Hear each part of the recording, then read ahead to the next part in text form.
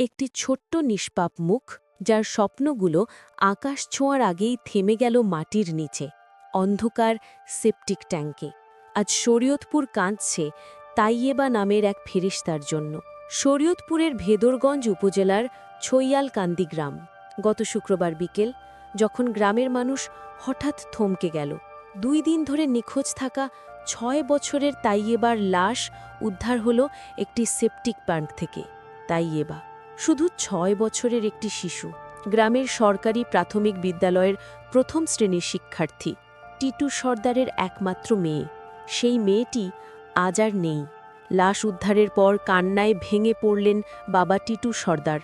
অসহায় কণ্ঠে তিনি বললেন, আমার মেয়ে কারো ক্ষতি করেনি, তার দোষ ছিল শুধু নিষ্পাপ থাকা।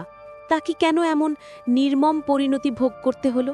গ্রামের প্রতিটি ঘর যেন অশ্রুসিক্ত, মায়ের বুক ফাটা কান্না আর চারপাশে প্রতিবেশীদের দীর্ঘশ্বাস। সবাই শুধু একটাই প্রশ্ন করছে, একটি শিশু কি সত্যিই কারোর জন্য এতটা বোঝা ছিল? গ্রাম জুড়ে এখন নীরবতা। খেলার মাঠে নেই শিশুদের হাসি, পথের ধুলোয় শুধু অশ্রুর ছাপ।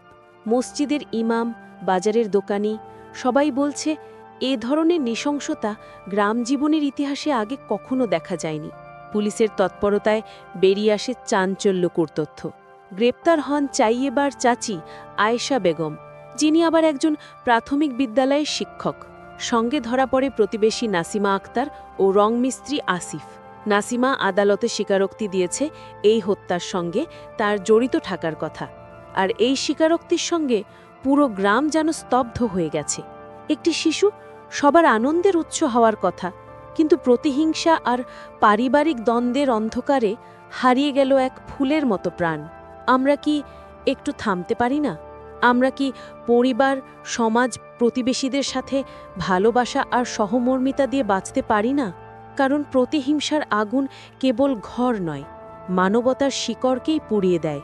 তাইয়েবা, তুমি হয়তো আর ফিরে আসবে না, কিন্তু তোমার হাসি, তোমার নিষ্পাপ চোখ আজীবন স্মৃতির মতো থেকে যাবে আমাদের হৃদয়ে।